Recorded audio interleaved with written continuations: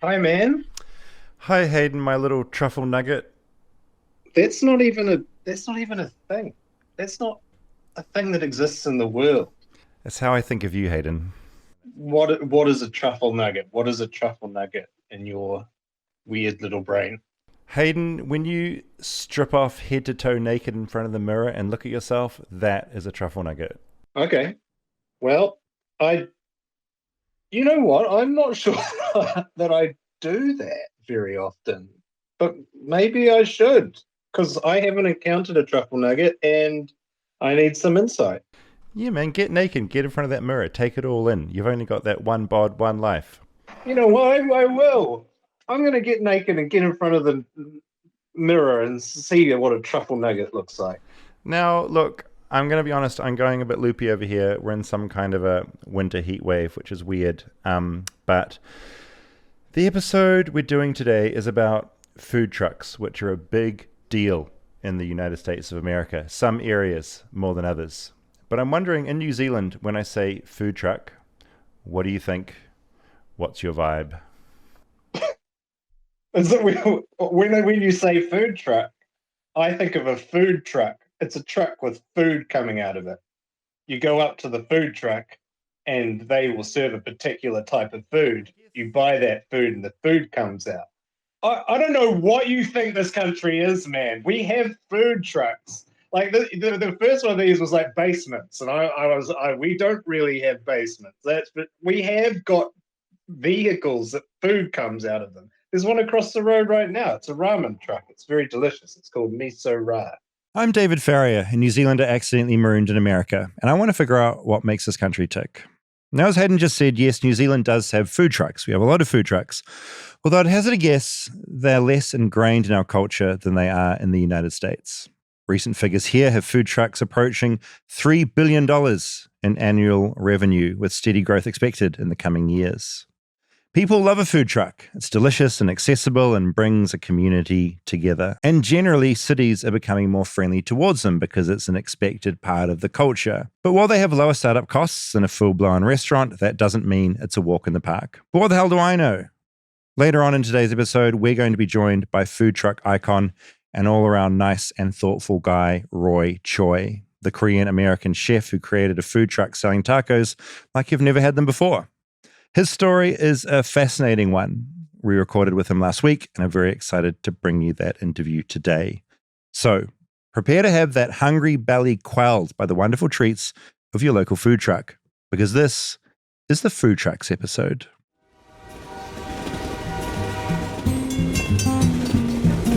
Flightless, flightless, flightless bird touchdown in America. I'm a flightless bird touchdown in America. Hi, Robert. Hello, David. Do you ever strip naked in front of the mirror and just stare at your nude body?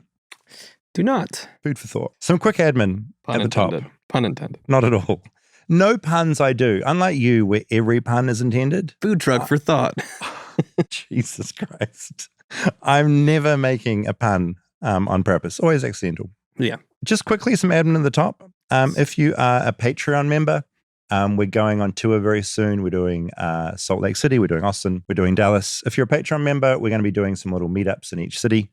We'll be posting the details a couple of days before the tour date.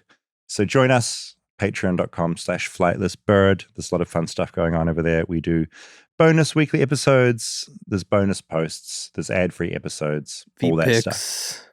Feet pics. Sometimes when you feel like it. Nude feet. Nude feet. Yeah. Optional. You don't have to look at them. Yeah, you can skip over those. Although everyone that's seen my feet, 4.98 on wikifeet.com, I've never had a complaint. They've always enjoyed the experience. I mean, something brought that down from a 5. Right? I mean, you son of a bitch. You someone brought that down. Yeah, I think I know who. Yeah. I think I know Me and someone on there Hayden all the have time. been, It's really good. Food trucks. food trucks. I think you and we both like eating, but we like eating in different ways. I feel like I go more scummy. You have more of an More acquired taste buds. I like a McDonald's cheeseburger. Sure. You like a nice oyster. Yeah, that's fair to say. Yeah. That both of those statements are true. Where do food trucks, as an American, where do food trucks sit in your kind of cultural lexicon? Like, what do they mean to you? I mean, I like food trucks a lot. I don't eat them a lot. It's normally like a late night thing. Yeah. I think most of the time I end up at food trucks. Last time I ate one was when I was in New York and I was in the park and there's a bunch of food trucks around. It's like, they're just there, I feel like. Yeah. Right? They're in front of you. But they weren't always like that. Growing up in Chicago, when I did, I don't remember food trucks being much of a thing. And I remember the first time I went to Portland, eating at food trucks and being like, this is incredible. Oh, like, what is this? Yes. This like, is how I love it should be. This. It was normally like ethnic food. It's not, you're not getting, it's not a McDonald's food truck. Yeah. Yeah. I would say Mexican food is my main go-to for food trucks. Yeah. Which for me has been such an experience here because New Zealand has a lot of food. Like we're not food adverse, but we don't, and correct me if I'm wrong, but like we don't do a lot of good Mexican food. So being in Los Angeles, I feel one of the luckiest things about being here is holy shit, it's good. Yeah. And it's everywhere. And when you go to a food truck, it's quick and it's delicious and it's like affordable a lot of the time as well. Yeah. Absolutely. Yeah. I mean, yeah, food trucks were definitely like a drunken food too. The one I used to partake in that. I feel like in America, I did a lot of them with you when we go to concerts and stuff. Yeah. Which is like the late night food thing as well. Yeah. It's like you're driving back from some venue somewhere and they're scattered all around the city. And it's like, oh, there's one. Yes. Or you might go to a certain location where you know it's good. Because obviously there are good food trucks and there are not great food trucks. It's like a fucking variety out there. And it's almost the joy of it seems to be able to find the one that you like and that is good and is near you. Well, and I think at some point it hit the like zeitgeist as kind of a hip thing because like Portland was the first time I remember it, and Portland is always a cool Hipful. city. Yeah, Portlandia. But then I do remember like the next big run-in with food trucks was Austin at South by Southwest. They've got a lot of really great food trucks. Right, so they bring them out for down that, there, which is a festival that's gotten bigger and bigger and more sort of up its own. Like, and to the point where you're like in search of the food trucks, and it's like on Tuesdays they park in this bar and in the back. Yeah, right. And then they eventually did make their way to Chicago. I think the like bureaucracy around them. I recall like people being annoyed. Right. That it's, like, it's hard to, there's a lot of just like red tape. We talked with Roy Choi a bit about this, about like how cities become accepting of them or not. Because like, I mean, they're also an interesting thing because they're not building, they're on the street. Yeah. They got wheels. Yeah. It's like they're taking up some sort of space that could be parking or sidewalk. And I feel like America is obsessed with those spaces as well. Yes. And in certain cities, like I feel like, parking wardens and cops and everything. There's that whole culture of it as well. And then I remember in 2010, there was a show called The Great Food Truck Race. Oh, it was a show? Food Network. Reality show? A reality show. I don't know if you know this about me. You see much reality. This is a cooking competition show, though. So it's like kind of I mean, it's based in reality. So what happened in the show? What was the premise? Different like little restaurants. They would help them build a food truck, and they would go around. They'd like race across the country and have challenges. Oh my God. So it's part building, part food, part race. They would like build a little business essentially with this food truck, and then the winner got to like keep it and a bunch of money. Yeah. But I looked it up before we started recording this, and they've done 18 seasons of that at this point. Oh my God. Which I remember, I watched like the first and second season of it. There's a lot more still of on. it for you. Yeah. That's like the dream when you make a TV show. It's like the dream to come up with a format that is just never ending. Yeah. That's just going to keep making and making seasons. and making. Yeah. Have you had any sort of chaotic food truck experiences? Have you ever had like a bad experience, sort of food poisoning, or you've been attacked? Because you're sort of out in the wild at a food truck. No, I don't. I think people are drunk after a concert. All of my food truck experiences are great. Like same. LA at this point too, like you go to events, food trucks are there. Like if it's some sort of outdoor event or thing, I've been to like birthday party where we've had the Kogi truck that the person rented to be outside of the party to go get food. I feel like you would do a good food truck. Like, I feel you love food, you're good with design. I feel like you could run at some point. If the podcasting game falls over, if people finally are like, fuck, there's too many podcasts. Like, I'm over it. Which weirds me out that hasn't happened already. Yeah.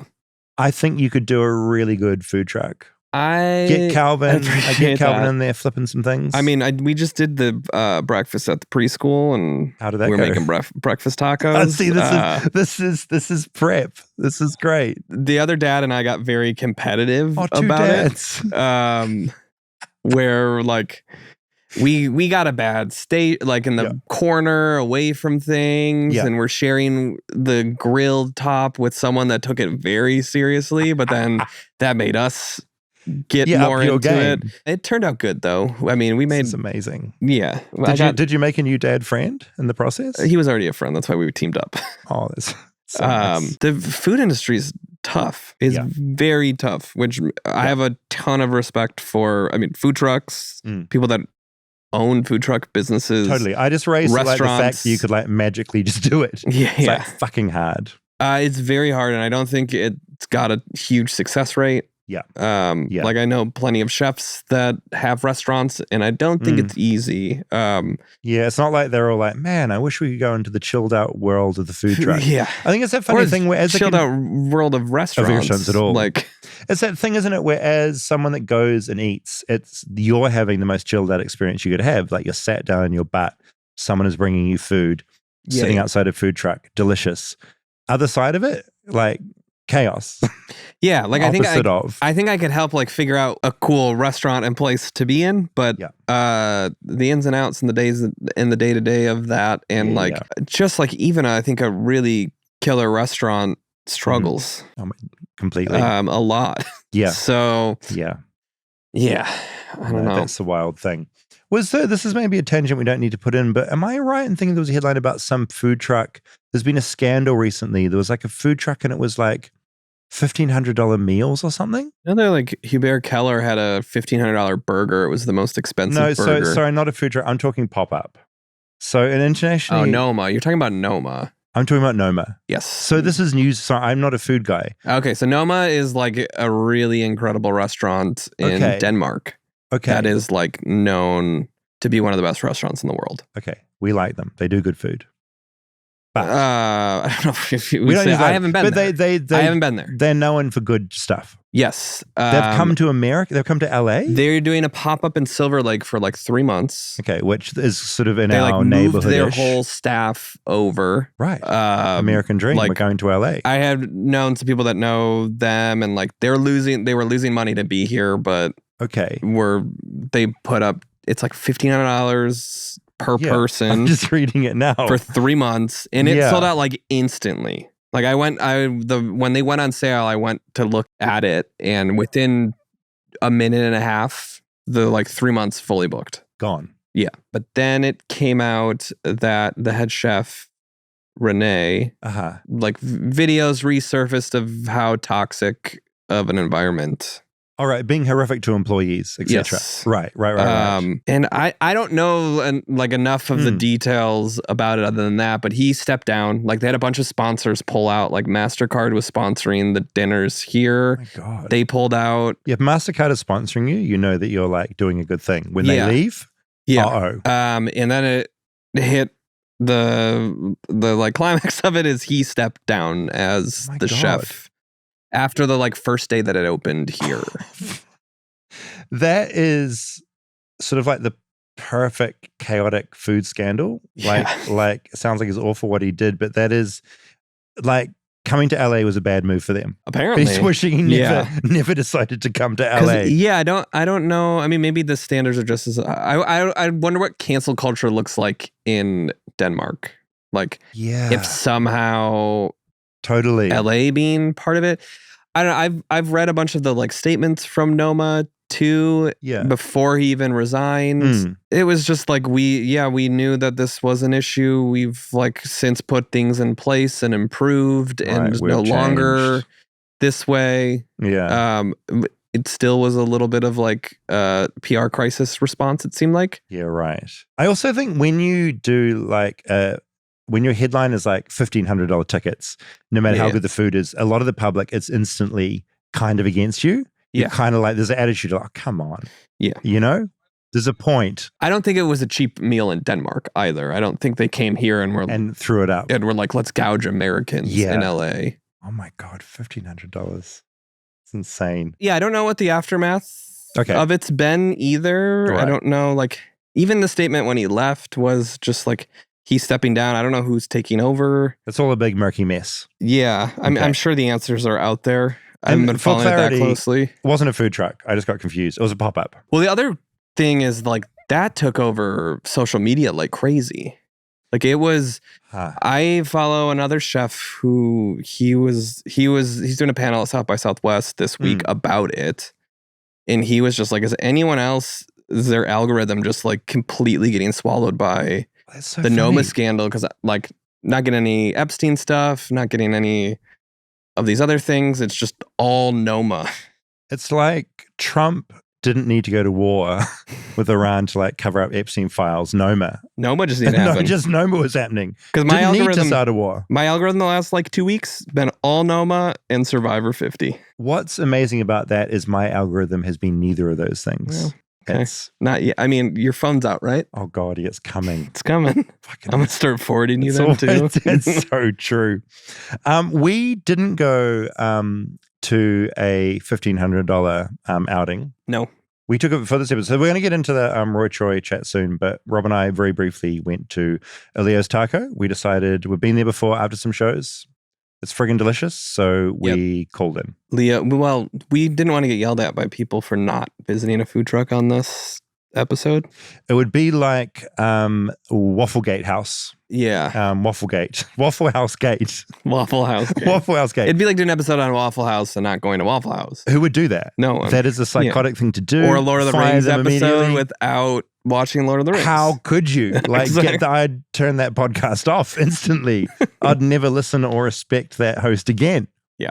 But there's a really good taco food truck that's always super busy, no matter, like, that's, if I know I need something late and I think everything is going to be close, I know that place is going to be open. I will also say I often witness people smoking meth near. It's certainly an intense part of town. Yeah. There's always stuff going on. It's very American. Opposite is a giant Target kind of glowing at you. There's always a lot of antics going on. Yeah. In that particular area. Was I with you that last time where there was just someone smoking crack on the bus? Didn't see the crack on the bus episode. Holy, episode? That's a lot. Yeah. Totally not trying to hide it, just like crack pipe out. Yeah. Sitting on the bus. It's this modern life in the center of LA. I mean, what's this near? Is it sort of Hollywood? Is that where the area is? Yeah, so a Hollywood area. Leo's Taco. Highly recommended. This was our outing. Are you ready to wait an hour for tacos? It is, what's the time? It's like 10 p.m. on a Monday night? Yeah. Big old line. Where are we and what is this place? You are right now in East Hollywood on Sunset and Western. And this guy's been here and they are here until like I think 4 in the morning or something. And people coming from the clubbing, all the nightclubs are over there. So when they come this direction, everybody stands in line all the way down there until they get there. And they're known for the al pastor, which is the pork. Right in behind you, yes, that's what's really good. You come here a lot? No, not really, but I used to. When I used to drink, I don't drink anymore, so you don't find me here at 2 in the morning anymore. You gotta find a different place for me. You don't party hard? No, my party days are long over. But the taco stand still here, so that's good. The Spanish people brought this. You know, this is how it's done shawarma, right? This is how it's done in Middle East. That style, right? They brought it with them to here, but they kept the tradition because the shawarma used to have real charcoal. You see, it's heated with charcoal. Where now the shawarma is all gas oven. You know what I mean? See, they put charcoal in there. You see that? It's fucking delicious. The tradition from like hundreds of years ago, and it's the best. And then the way he cuts that pineapple and throws it on it is the best. You see, that's a pineapple up there. I'm a big fan of a bit of pineapple on meat, so I'm into this. Oh, you're gonna enjoy that. Yeah, order the al pastor. You're gonna be thankful. And I'm gonna get an al pastor if I could. How many tacos are al pastor? 2. Thank you so much. 222, 223, 224, 225, 222, 223, 224, 225. Look, Rob, I'm very happy with this. Meaty, delicious. I don't usually eat this late at night, but I'll make an exception. Are you happy? Yeah, these are really good tacos. They did not skimp on the toppings either. It was a lot. You are eating a lot over there, my friend. I'm going to save the listeners from my chewing, and I'm going to turn off this recorder.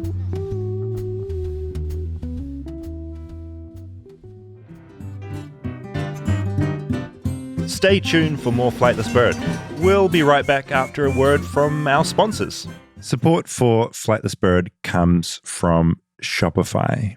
When you start a new business, it can be super overwhelming. Every day, there seems to be a new decision that needs an answer. When you're starting off with something entirely new, it seems like your to-do list can keep growing every day with new tasks, and that list can easily begin to overrun your entire life. My point being, finding the right tool that not only helps you out, but simplifies everything can be such a game changer. And for millions of businesses, that tool is Shopify. Shopify is the commerce platform behind millions of businesses around the world and 10% of all e-commerce in the US. From household names like Momofuku or Allbirds to brands just getting started. Get started with your own design studio with hundreds of ready-to-use templates. Shopify helps you build beautiful online stores that matches your brand style. I spent a lot of time making websites and this designing is your thing things. for a long time. A tool like Shopify is such a game changer because they have templates and they just make everything very easy. Is it annoying when you look back at your old life and how hard all this shit was, and now there's something like Shopify that just does all this for you? A little bit, but it's also great that it's now a tool that we can utilize. Tackle all those important tasks in one place, from inventory to payments to analytics and more. No need to save multiple websites or try to figure out what platform is hosting the tool that you need.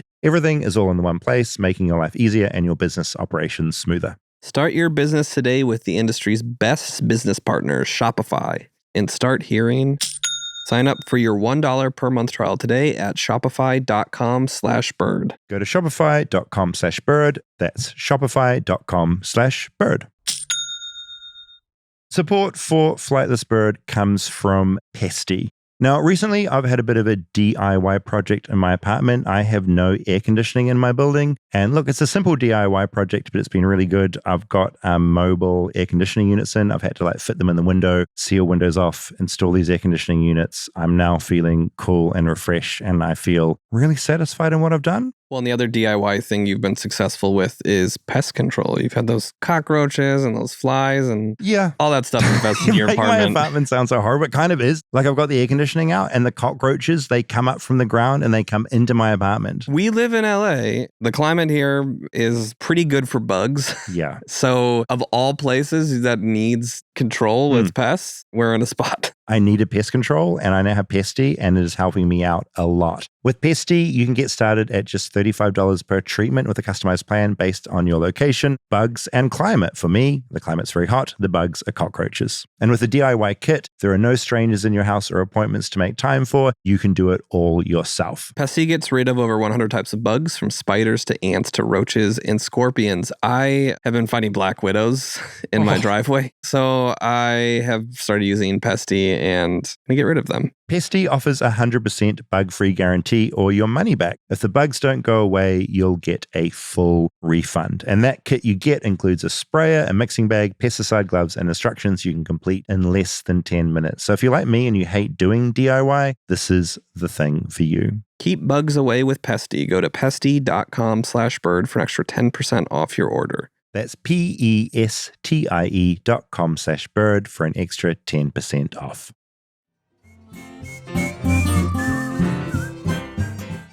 That was delicious. I love that food. Yes. Ate very quickly, inhaled it. Also, forgot to say the number of toppings at the food truck. Out just everything you want. Delicious. I mean, that one is the real deal. Yeah. That they have like a salsa bar. Yeah.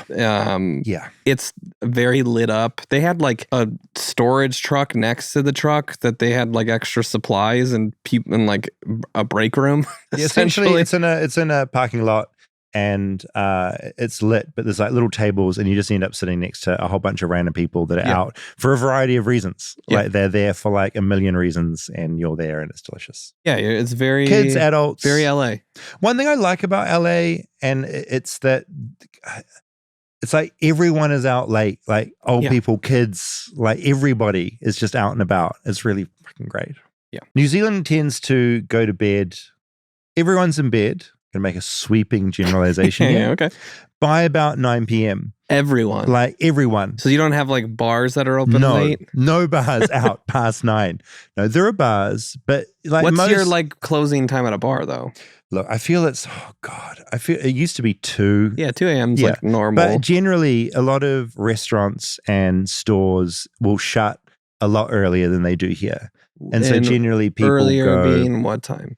On the spot. Look, everything in New Zealand shuts at about 5 p.m. 5 p.m. Out of 5 p.m., nothing. Well, let's say there's like parts of, like even in Chicago, there are parts that like you're downtown, the restaurants and stuff are not open.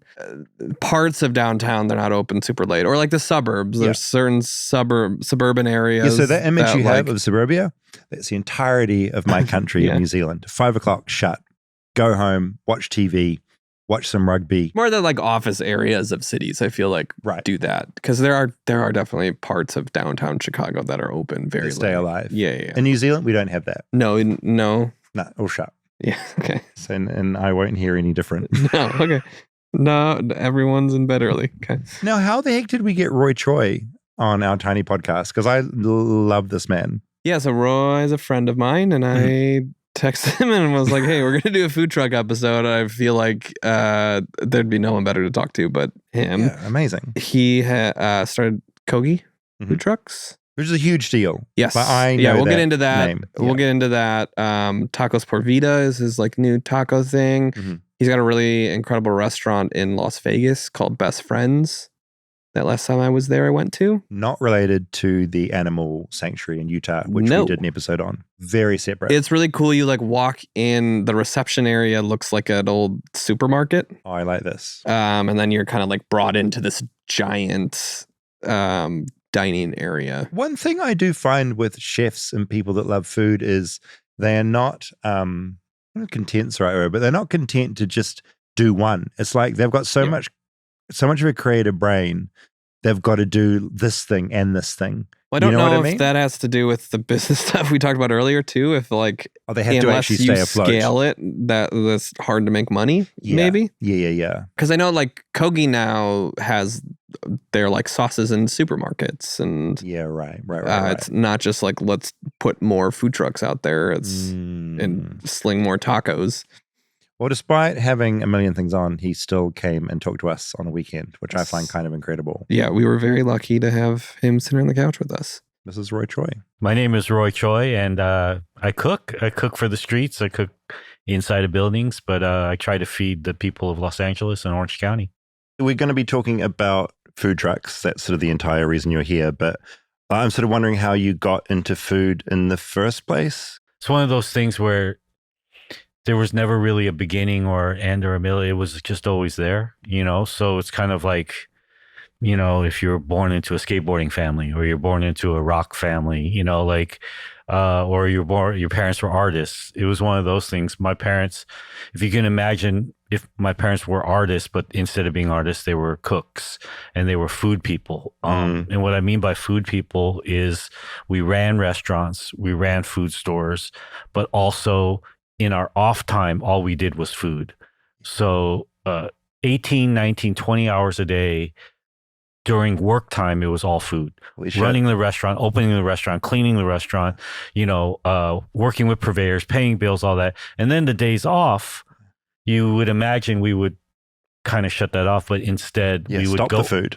Yeah, we would go search for food. Like we would go to Riverside or Santa Barbara, Newport Beach, wait by the piers at 5, 6 a.m. for the fishermen to come in. Go out to the farms in Brawley and El Centro and and just search for food. It was just something that always happened on the weekends. Like today here at Griffith Park and Elysian Park, it would have been so easy if they just bought like Kentucky Fried Chicken or Pioneer Chicken or Yoshinoya, but they would cook everything from scratch and bring everything. And of course, it's the kids that have to lug everything. So there was never a beginning or an end. It's pretty rare for people that work in the restaurant industry, right? That they just like barely cook for themselves. Yeah, because and it happened to me too, a lot of restaurant kids are scarred by growing up in a restaurant. So in many cases, you do something as far away from it as possible. And I tried that as well. It just, the lure of it pulled me back. Was that a fun childhood, or was it incredibly stressful and intense, or were you kind of loving it the whole time? I was kind of loving it. Yeah. Man. Yeah. It's, like when you're around restaurant people, it's the best. Because anyone who ends up within the circumference of a restaurant or a food thing usually can't make it anywhere else in society. So you end up kind of like on this pirate ship with a bunch of other misfits. And you just relate right away, and I'm talking about like dishwashers, prep cooks, waiters, servers, hostesses, from a very young age, like you're just surrounded by adults, but the adults are kind of like children too, because they're just fucking around all day, man, prepping, listening to music, flirting with each other. And so I really loved it. And then your parents are working all day too, so you don't have a normal structure. You're kind of like a latchkey kid, and you're just free to roam, because they're so busy. I had a restaurant over here in Atwater, like my family, and I was like 9 years old, and I told my parents like, "Yo, I'm gonna go get some coffee, or I'm gonna go run to the store." They would just be chopping and be like, "Yeah, see Go you and later. do whatever you want. Do whatever the yeah. fuck you want. Just don't bother me." Because you probably grow up quite quickly as well, right? Like you become kind of an adult yourself. Quickly, because again, you're surrounded by adults, and there's no age requirement in terms of like helping out. So, which I think is great. I'm not talking about child labor. I'm just talking about like helping out, jumping in. Yeah, if you're like if you're building houses, like your kid can't come and start building the house. Whereas with food, there's that lower point. If you're an of entry. investment banker, it's not going to go well. Yeah, it's not going to go well. You can't really go to the office. But when you're in a restaurant, the kid can help shuck peas. They can help make dumplings. They can help pound the noodles. They can clean out the Coke machine. So that part's really fun. It makes you extremely agile at a very young stage. Worst part of it? As you're a kid, like with the bits of it that you Worst didn't part like? of it is you're poor. You're literally watching your adult figures in your life struggling. But you don't comprehend it yet, but you do feel it. Because as children, we feel all the pain and we feel all the complications and abuse and everything in life. It's just we don't have the vocabulary to put it together. And you don't know any different. You don't know any different. So when you're exposed to it very early instead of being sheltered to it, sometimes it can be tough, to see adult figures cry, to see them, avoid things like COD, collectors' phone calls, collection agencies, to have lights just go off, in the middle of service, because the bills aren't paid. Those things are really tough to witness, and not just from your parents, but from everyone around. Because anyone, again, going back to like who works in a restaurant, anyone working in a restaurant, in a lot of cases, are day to day. Not even month to month, day to day. So, to see the ups and downs of people's like disposition and mood and everything, like it's a trip when you're young, It's the interesting thing with that field as well, because like you're working your butt off, but you're not doing it to get rich. You're doing it because you kind of love it and you're in it, why right? we do it, yeah. Or are you? You might be wrong. Everyone would love to be rich, but the thing about in the food business, I don't know if that even is a part of the motivation at all. None of it is, and again, going back to skateboarding, it's like skateboarding, or snowboarding or whatever. You don't pick up the board to be like, I'm going to be a gold medalist or I'm going to be a millionaire. If that stuff comes along, you find your own swag, whatever. But cooking's like that, like you don't pick it up and like try to be rich. So, but the difference is you never get rich. So No, I feel it's very rare. Like, not to make this about me, but I feel like in journalism it's the same. Like, you don't get into journalism to get Journalism's rich. You very do it because similar. like you fucking love it, You fucking love and it. but you're not going to get rich. And there's no way that you can stop yourself from doing it. No, it's just in there. Yeah, it's in there. You got to go find the story. You got to like hop on the Greyhound and do this and whatever, and get to the smallest city in the world to write the biggest story. And it's the same thing with food, man. Addictive is hell. Addictive, yes. Do you remember the moment we started thinking food trucks? Because obviously, like, you worked in the restaurant game and did very well. And I imagine thinking of a food truck is a very different way of thinking about food. Do you remember when that became a spark or a concept?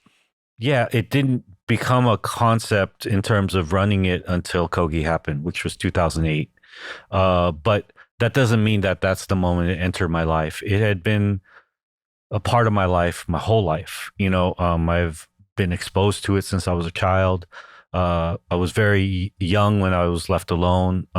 So I was free from about 5 years old, just wandering the streets. Because I was traveling throughout a lot of areas in Koreatown and downtown, I was always exposed to a lot of trucks. As I got older into high school, all I would eat at is trucks. Like, my hobby was going around finding food. I've started this new series called On the Fly recently, where I'm kind of going back to who I was as a high school kid, because now with food, everything is so researched, right? And in the world too, like, everything has all these gateways that we pass it through. We watch content, we do research, we narrow it down, we get it to the top 10, and then we look at ratings, and then It's so curated. Everything's curated, even if it's curated in the right way. Back in high school, nothing was curated. I would just be rolling and they just pull over. It's like, there it is. You see it with your eyes. There it is. Whatever it is, there it is. Yes. Yeah. And trucks were like that for me. So it was always intertwined in my life. I just didn't know that it was a career, because when you grow up in the streets and in the neighborhoods, it's usually your aunties or uncles or family members running these trucks. There's a very blurred line between the business and the people you actually know. It's almost like it's all intertwined together, like being in a village. Just because someone sets up shop doesn't mean like they're a stranger. That's a person you grew up with and know. And usually those businesses are set up out of necessity, and they're not really set up as something like, I'm going to go do this, It's like the only option to do that job. Yeah. And it's like what you said with journalism. It's like there's no other choice. There's nothing else that you can do except this. You wake up, a lot of people who run trucks and a lot of street stands, when they start to cooking all the food at home, they can't stop. They're cooking for like hundreds of people, and they just keep cooking and cooking, and they bring it out and sell it. So yeah, I never thought it would be a business, but then, I lost everything in 2008. The world was in a very sensitive place, and I couldn't find another job for months. And my friend called me and he was like, yo, let's put Korean barbecue in a taco. I think you'd be the right guy to do it. Yeah. We went out and got a coffee, and we What a great pitch. Yeah, it was like right there. It just happened. It's like starting a band. It was important for me to be at that place in life because I heard him 1000%. I had nothing else to like weigh it against. It was just like, yo, let's do it. And then literally the next day we went out and shopped. The next day I came up with the prototype recipe, and then the next day we went out. So it was like that. Holy shit. Yeah. And it probably had to be that way or not at all, right? I think so. Again, like a band, like I think it has to be that way.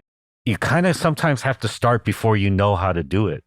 And you see a lot of bands start that way, right? They don't know how to really play yet, but they start playing. And then through that synergy and not overthinking it things start to appear. There's magic in that world. There's magic in that world. There's magic in our world, and sometimes we stifle that magic, and that magic sometimes comes from the moment and the fission of those things interacting with each other. And it's the same thing with cooking. The emotion of foods come together, and it's that magic. It's the magic of a sauce and how it lays on a plate, and it can only live for like 2 or 3 seconds before it dies. And that's kind of how the Kogi truck emerged. So in New Zealand, we don't have a food truck culture at all. Like we'll get food trucks at a bougie music festival, but as far as just being on the street, not really a thing. So in a really basic way, what makes food truck culture so special in general? Like what is it about it? Because in New Zealand, we didn't have the experience of being a kid walking around, being able to just interact with that. It's weird that you wouldn't have it because your weather seems very similar to ours. It's so good. And it's so good. And we just have cafes and fish and chip stores, but it's all physical buildings. Do you have like street food, like open air shop? I watched that movie Boy from Taika Waititi. Oh my God, so great good. Movie, and so good. That's all I know about. That's all you need to see of his. It's the best. Like it seemed like there's like little tiny shops and stuff. There are food served out of igloos or something. There is. We very famously have like sausage sizzles on the street, like barbecue and like meats being, but it's not the idea of here's a truck that rolls up, it parks on the side of the street. It's not like a commoditized in terms of like a business. Like that culture. We've got like one big food truck in Auckland where I'm from, and that's it. So what is it that makes it so special if you haven't grown up with that? Obviously, it's like it makes food accessible to people. It's cheaper, it's quick, and it's good. I think it's pretty LA too, because we didn't have that in Chicago. Like I remember going to Portland for the first time and being like, oh, there's food trucks everywhere. This is incredible. That's exactly what I was going to touch on. Is it all comes down to culture, I think. I think it comes down to culture. This is how we express our culture. So you have to go back to who really started it. It's the Latino culture. It's the Mexican taco trucks of the 50s and 60s that bled into Venice Beach and the hot dog stands of Venice Beach and the carts and the fruit carts and the fruteros. And then that leads into the working class neighborhoods of Los Angeles County, and then the construction boom. We had a big construction boom here in the 80s. And so all those buildings you see kind of like in downtown and stuff, it's not like they were all built, but a lot of them were built. We didn't have a huge skyline back then. And so, but then they were all being built kind of around the same time. And so that mobilized a whole need for catering trucks, because as you've probably experienced here in this city, we're a little bit different than a lot of other cities. We're not like a metro city where you can just walk down and go to the bodega. It's the most spread out nightmare place of all time. It's like so many cities in one. Let's say you're working for 3 months as an iron worker, construction worker at a spot, but your work area may be in a home or in a building that has nothing to eat around you, and you're there and you got like 30 minutes that you can come down and eat and go back up. That's where the truck culture comes into play. Because we are such a mobile city, we come to you, the food comes to you. And so there's that. It's the weather. It's the West Coast vibe. We're a rolling culture. We drive, hundreds of miles a day, on a normal day. Sometimes like people drive like, 2-3 hours, 4 hours a day, and it's just something built into our lifestyle. You have to be mobile. You have to have wheels on all the time. But I think the food truck itself, you have to give credit, and you have to go back to the Latino immigrants that came. It started with taco trucks for sure. Yeah, it feels like such an immigrant story, like the grind of it. Though, like white people here aren't going to be getting up early to work and food trucks. Yep. There's a little bit of hot rod culture to it. There's a little bit of like build your own DIY. A lot of those trucks were built themselves. It's like taking old chassis and engines from like older like delivery trucks and things like that, and then like retrofitting. We're still doing that. Retrofitting them. It's really cool, and I don't think that could have happened again in any other city than LA, because LA has so many we got rules and shit, like any other society, but we also got a lot of like I like to call them, like corners and shadows and blind spots. We're such a big city that you could do something like us three could go do something somewhere and no one will know. You know what I mean? And that's the great thing about LA. The energy exists here. I've noticed that.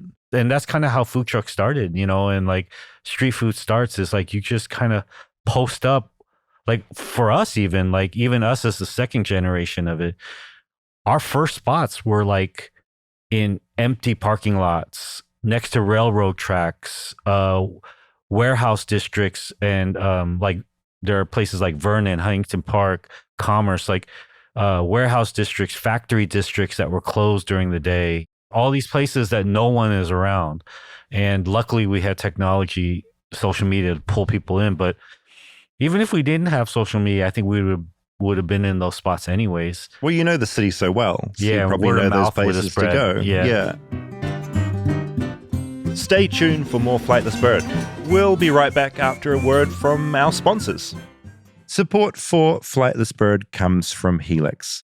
Now, we're kind of coming up to that spring cleaning season, and my suggestion is that you upgrade your home with a Helix mattress. Helix has sponsored this show since it started. I've loved my Helix mattress, and if you don't have one, I strongly suggest you get one. A good night's rest is really important to set your day up for a good one. When you don't get sleep, I find myself being very cranky. When I don't sleep, cranky.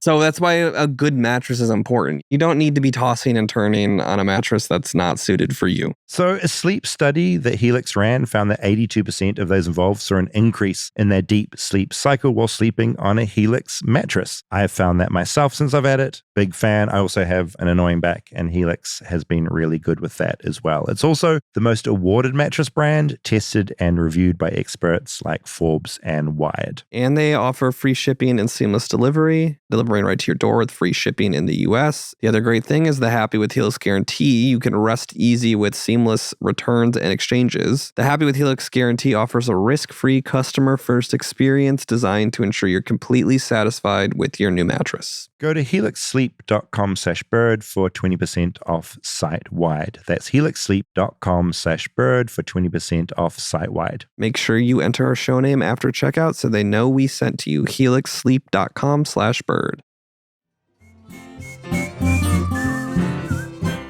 Can you talk about the whole like Twitter of it all for Kogi? Yeah, Kogi started with at the time Twitter started. We started in a perfect storm of Twitter, the iPhone, and the economy crashing. Yeah, holy shit. Yeah. So it was the iPhone just came out. You know, like one in 100 of your friends had one. Yeah, and I remember that time. Almost like the TVs of the 50s, everyone had to gather around the one device. Yeah, to the one device, you know, and watch the Ed Sullivan show, you know, like that's kind of how it was with the iPhone at that time. And then there was no understanding of mobile social media in terms of we were still heavily entrenched in the MySpace era. So everything and chat rooms, you know, so we still had to go home and plug in and like pull up the chair, dial up. Yeah, you had a computer room. Yeah, where's the computer? There was a computer room. We had to wiggle into our special table. Special for the table, computer. yes. And you knew you were committed for an hour, so you had to kind of like sink in and like everything else had to be taken care of and you were there, you know, right? The idea of it just being like fluid was just being introduced. So Twitter was around for a few months, but people couldn't connect the dots of why the hell do I need it? You have people like, who are we communicating to? Are we each other? Strangers? Why? All that. Yeah. And then the economy crashed with the real estate crisis and people were really, really scared. It was a very sensitive time in America. It was this really barren situation, but then I call it like a Cheech and Chong truck. There's this little truck that came through people's peripheral, and then the technology allowed it to come through. And then I think the world needed a little bit of a pick me up and a smile. And weirdly, we were the one that were that smile. You know, it could have been something else, could have been anyone else, but you know, Kogi was the one. You know, and it's weird every time I talk about it, right? Because like, you know, it was like I was there. It was me. I'm a very shy person. I don't like to like toot any horns or anything. But like, you don't strike me as a horn tooter. Yeah. It's hard to talk about, but as I get older and older with it, I do realize the significance and importance of it is there are sometimes certain moments where Jimi Hendrix walks into the room, you know, Yeah, it's that magic in the universe. There's a you're magic talking in about. the universe, and it just happens to be that person or thing that happens. And for us at that time, it was Kogi, where the world was extremely hurt. People were losing their homes. People were killing themselves. Families were being broken up, and no one knew what the next step was going to be. And it was very much like the early days of COVID. Yeah, everyone just reeling and not knowing if life will ever come back or not. There were no answers. And then this truck, I'm looking at, is that Tom and Jerry? But it was like a Tom and Jerry feel. Like there was like this little cartoonish thing that kind of came into the world. Mm-hmm. You're like, what the fuck is that? And then that's where Twitter came into play. It became like a scavenger hunt. People needed a distraction. And then the thing at the end of that rainbow was this taco that tasted like nothing anyone ever tasted before, but it also connected all the dots. And that just within days, it was crazy. Within days, we went from like begging people to eat our food. We used to park in the clubs at Hollywood Boulevard, and to like 2,000 people on the street. Oh my God. Yeah, it was. I didn't realize it was that quick when things just popped. Happened. That's insane. It happened all within like a month. So the month of November to December was hit or miss, and then right around December into January is when everything just started blowing up. You just wouldn't be sleeping. That's great. Thanks for picking up on that. We would do back-to-back shifts. We would. It was one of those situations where, you're so busy, you're prepping as people are still ordering. You're just trying to keep up with the plate, with the thing. It's like, and then you would sleep for a few hours, wake up the next morning, just prep and get back on the streets. Yeah. You were probably still figuring out how food trucks worked at that time too, of like how to best do it, because it wasn't as much of a phenomenon as it is now, and till that moment almost. Yeah, we were figuring out where we go and like how this whole thing flows and works. Before Kogi started, I trained on the truck for a little while. Mm-hmm. One of the catering trucks, a couple taco trucks. So I started to understand the mechanics of it. But we never imagined like, what was going to happen. Like, like we were just looking to maybe do regular business every night. Sometimes I would hire people in line. Help! Yes, help me! Seriously, I've hired a couple people in line. Literally, the line goes. You can see the end of the line. Oh my God! And we only have like 2 or 3 people working. Yeah. I would just look at someone and go, "Yeah, come on." I know what's up. And then come on. Yeah, get on the truck. And then they go, "Oh yeah, chef." They were just wild working. methodology, really good. And that's kind of how everything was a split-second decision.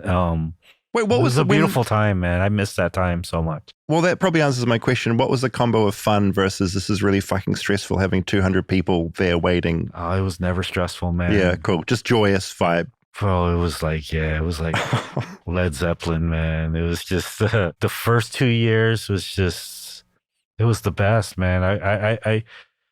I think about it a lot lately. Because the world is so complicated right now, and I miss that time, man. I really, really miss that time. That time for myself, but also for the city, also just where we were as a civilization. We were still kind of figuring things out. We were transitioning from kind of a semi-low tech, kind of analog digital world into where we are now. The information was still at the bridge of where, journalism was still totally really strong. You had some trust. There were trusted sources where you could, we were all collectively also bound by certain, collective ideas in terms of information. Yeah, and just how to be polite as well. How to be polite. And again, we were still a little bit just dumb, like just figuring things out. Naive to where the stuff could go. Yeah, better word. Yeah. I think if you're lucky in life, you have that sweet spot of like a year or two where you can always look and go, oh my God, that was just the right time. That was the right time. Did you see people kind of looking down at food trucks at that time? Because I feel like you brought so much. I didn't wrongfully, but like this is cheap food that we're not used to. I like the Where snobbery you of the food. like really brought this credibility to the space where now there's like Eastside Kings in Austin. Like the people are searching out their food. Oh, it's definitely racism. You know, as a minority in this country, it's things that we go through every day that we have to sometimes swallow as you grow up. You know, whether you're Asian, Latino, Black, you know, whatever it is in this country, you know, you're outnumbered many times. You're hearing things, you know, in the periphery, in the ether about yourself. Sometimes, you know, you can't confront it, you know, because again, you're in a space where everyone are making these off-color jokes and saying these really racist tropes, and like, you know, or at school, you know, you have to deal with it. And so as someone that has to walk through the world this way, we're used to it and we see it and we find our ways to try to chip away at it. In terms of food trucks, they were being called roach coaches. So that's a really bad term, you know. There's so much embedded in that term, you know. I haven't heard that. Yeah, right. They were called roach coaches. And they were they were called that way in a way where people would really, really laugh horribly at people. Very much like we're seeing now, how the rhetoric around immigrants and illegal immigrants and What's like not even people, yeah, like criminals, roaches, dirty. Labels are placed on them before even you have a chance to even like know what the hell's going on, right? It's already decided. It's already, that person is a murderer, illegal, you know, a criminal, and then we need to kick them out of this country before you've even had a start to say who you are or state That's what was you're happening doing. with food trucks. The same exact rhetoric. Roach coaches, you're going to get diarrhea. You might die. We need to get these out of here. Don't ever eat on one of those. It's filthy. It's disgusting. It's an eyesore. You know, we need to eradicate the world of these things because they are infiltrating our streets and our neighborhoods. And before you know it, you know, we're going to be inundated and run over by all them. And we have to stop it now. That's what was happening. Which was just like other people's culture and their food being But it's just other people's culture. And the food is delicious. Yeah. And it's people working their ass off just to keep their lights on. Yeah. So Kogi comes along. We didn't start Kogi to be deep at all.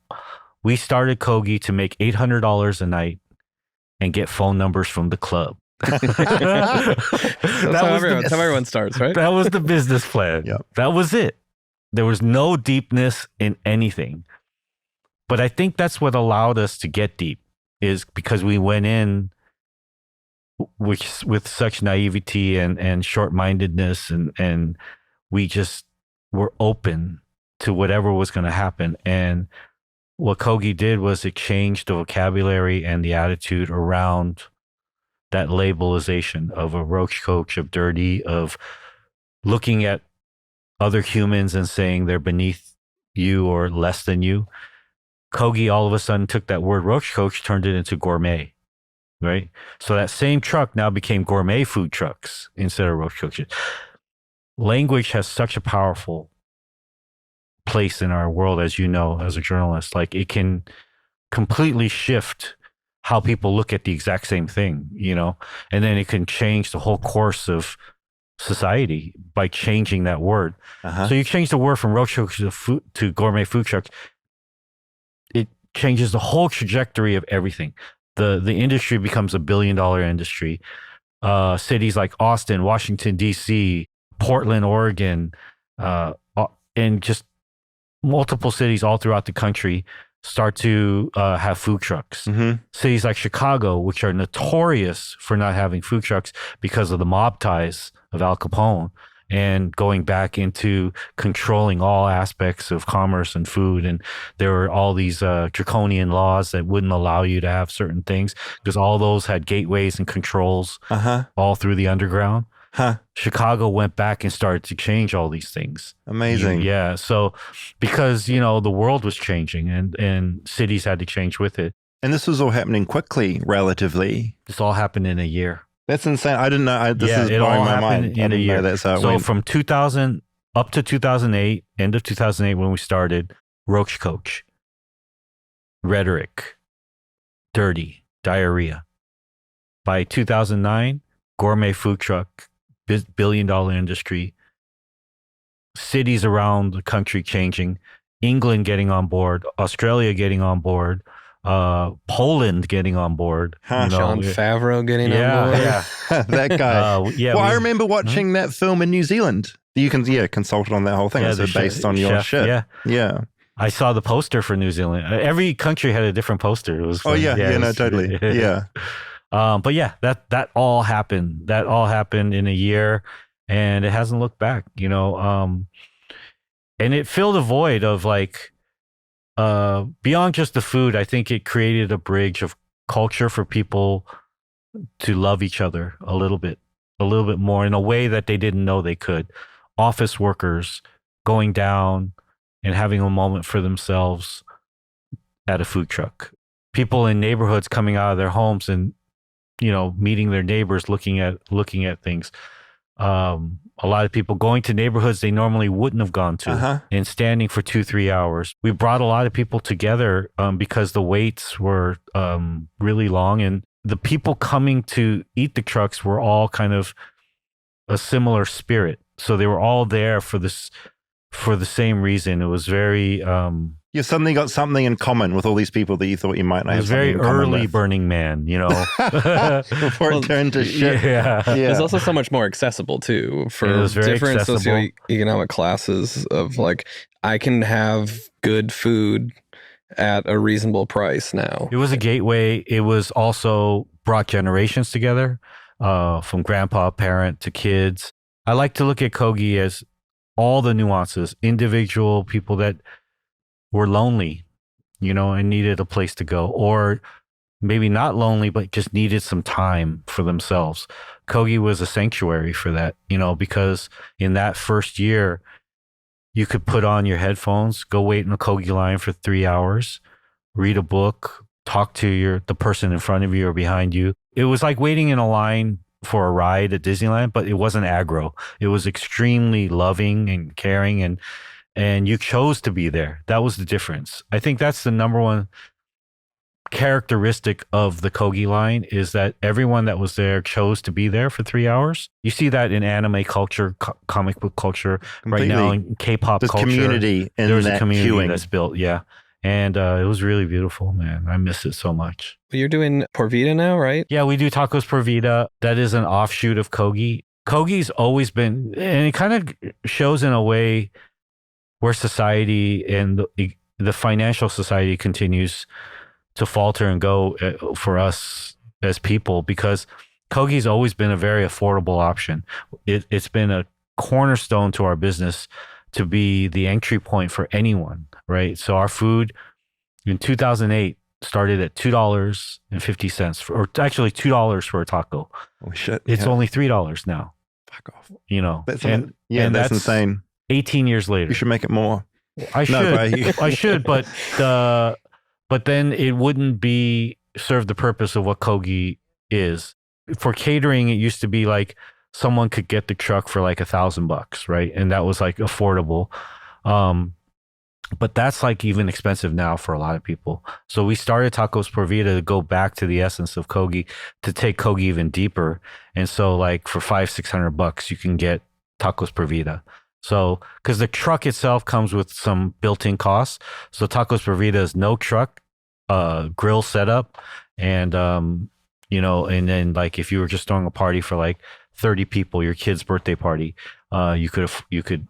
We wanted to create another level of affordability. How was the return to that? Because you tested it as like a stand at first again, and I remember when that opened and like it had that same buzz and feel that Kogi did of Roy's got another pop-up. Better, you want to go wait in line for 4 hours for tacos. I guess it would be like a big actor going back and doing like a black box one person theater show. I love it, man. If I could just do that, that's great. So what we did was this was like 3-4 years ago, and we just decided to start something out of the blue and just go back and start cooking on the streets and make it very, very like impulsive and spontaneous. So what happened was just going back to the original style, putting out a tweet, tell them we're going to be at this spot until we sell out, and people still showed up, man. Like thousands of people showed up. It was crazy. It was like 4-hour lines. I've never been inside a food truck. I don't know what it's like under that pressure and making things. I've like looked in from the outside. What are the main elements of chaos, or what makes it make sense in there than working in a restaurant? The limitations of the truck versus like it's a restaurant. so limited. Like it's this tiny space. Like what makes that good and what makes that like terribly stressful? Well, one is you're in very close quarters. So I call it butts be button. You know, so you're gonna touch butts a lot, and you're gonna bump into each other, and you know, it's like being in a submarine. You're gonna have to get along with the person you're with for very long periods of time, and it's bumpy. You know, you got to travel from one location to the other. You have to work in the rain. You have to work in the heat. You have to go through traffic. You have to hold your pee until you get to the bathroom. Yeah, you know? of course. Yeah, you know, and you have to pre-plan ahead and like go to the bathroom before. You have to prep on the truck. It's like there's a lot of things that make it really weird but fun. But the limitations are the power of a food truck. I think that's the most beautiful thing about it. Again, going back to garage band type stuff, you know. It pushes you to have to be creative. Pushes you to be creative. You have enough equipment to pull off almost anything. You have a hot plate, a hot like plancha. You have a steam table. You have a cutting board. You have refrigeration. You have a little warm oven. If you don't get in your own way, there's enough there for you to figure out what you want to do. You know, and again, this I hope is my last music analogy. Sorry for so many. I'm really sorry. I apologize.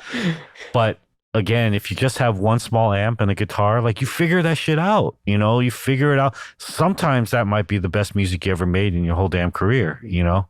And so that limitation is where a food truck is, where people do get in their own way is, I'm a chef. I need all this stuff.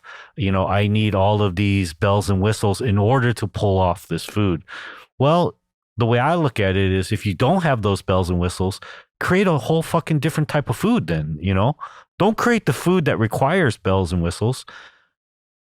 Look at what you have and then plug into it and become one with what you have, and then figure out how you're gonna make the food around what you got. Yeah, those limitations and those limitations you can make something new. Look at what they make in prison, man. You know what I'm saying? Well, there's less to hide behind too. If you don't have all the bells and whistles, it has to be good. If it's going to be that simple, yeah, you could pull off so much with a hot plate, a microwave, a little steam kettle. Like I could cook you a 12-course meal with a coffee kettle, with a coffee kettle. You know, I believe it. A hot plate and a microwave. I'll cook you a 12-course meal. Very boring logistical question, but how does it work with where you can park up and operate? Like, is the city like a big thumbs up to food trucks? Is it like a bit of a nightmare? Like you can park up and you don't have the right license and you get booted? Like, how does that work? Technically, there is a thumbs up, but there are also a lot of little thumbs downs here and there. And so what you have to look at it is you have to also look that there are different cities in this one big city. And different cities operate different ways. So let's start with the easy basic stuff. The truck itself is a moving licensed vehicle. So in terms of not only a business license, but in terms of health license. Mm-hmm. So you are within that truck, you are kind of in your own force field as far as wherever you go. So that it's a really awesome and strange phenomenon to exist in this modern world where your own little force field travels with you wherever you go, and the rules that apply to where you were will apply to where you are. Yeah, I see. Yeah. So everything. It's really cool. So within the city of LA, you can park anywhere you want. The same rules that apply to a car apply to you. The same rules of parking in a meter apply to you. The only thing you can't do is park next to a school. That's when they're in session within like 500 feet or something like that. And in like residential neighborhoods, unless you're hired for a catering event and stuff like that. But other than that, you can park anywhere you want to park. Oh, and you can't park next to other restaurants similar to a school, like within like 500. Okay. Like I can't park like right in front of a restaurant. You know? Cool. Rival Yeah, restaurant. Yeah. The other Korean taco Yeah. spot. But other than that, you can go anywhere you want to go. Yeah, so it's loose. That's cool. Yeah, but then there are other cities. Like Glendale is a different city than LA. Pasadena is a different city than LA. Those cities all have little rules and stuff like that. So you may have to get a business license from them or a permit from them or things like that. And then the last part of it is there are street politics, and there are some city politics and enforcements that are against street food unfairly. You know, a lot of street food vendors have been attacked and unfairly disrupted. And so we've been fighting really, really hard for the justice of street food vending to make sure that it stays legal. Yeah, great. And even though it is legal, the problem is when you get to the streets, sometimes what's legal ain't legal. Whatever certain things say on paper, when it's 1 a.m. and you're out in the middle of the streets, sometimes completely that people aren't going to know what that paper sometimes there are says, different and they've rules. got their own There are ideas different about rules. what's going on. Yeah. Yeah. You know, and in LA and other cities, like there's street knowledge and there's book knowledge. You know what I mean? So it's kind of like that. You got to deal with that, and you got to know when to turn on your street knowledge. You got to know when to maneuver. And you got to know when, you know, you got to put the books down and figure out what's happening right in front of you. You know, and so you have to navigate that as well. You can't just like at all times always be like, here's my folder, you know, and see? Yeah, no, You not know, going to fly So necessarily. sometimes you have to figure it out. Yeah, you need to be so switched on to people and culture as well doing what you do. Yeah. Like it's not, you got to concentrate and be aware of all of that. All of that. You also have to be hospitable, you know, and I'm not talking just dangerous street shit, law enforcement shit. I'm talking also maybe you have to deal with a building manager who says you can't park here, right? But then legally you can, right? So what are you going to do? Just argue with that person and yell and go back and That's forth? how you convey this. You also have to turn on your information. charm, you know, and you have to like, you know, figure things out. You have to like make a bridge. Give you one example. Kogi, when we first started, the first night we started, we were going in front of the clubs in Hollywood, but we can't park in front of the clubs. You know how it is at the clubs. They got bouncers out front. Everyone's like, it's like the airport, you know, whistles, get out, Yeah. move, Yeah, move. move on. What we did, our idea was, I know these bouncers, man. Like I know who they are. I grew up with them. They're homies, you know, like not maybe them specifically, but I grew up with guys that are bouncers. So I know, You get the I know job. the psychology. I know how their personality. I know who they are. I know if I hand them a burrito and they eat this burrito, they're going to be good. They're going to Yeah. be straight. Yeah. And so that Send was the people plan. to you. It's Yeah, so that was the simple. plan. Yeah. It all made sense in my mind. Uh-huh. So we pulled up and they were like, you can't steer. You can't park here. You can't park here. We hand them a burrito. We were just like, the whole team was like, just eat the burrito. Then you tell us what you want us to do. They ate the burrito. They're like, yo, bro, like just stay right here. just you good all night. Something so simple. That's the kind of things you have to do when you're out there, you know? Not show them a folder of papers that you have. I showed them the folder of papers. Yeah. Yeah.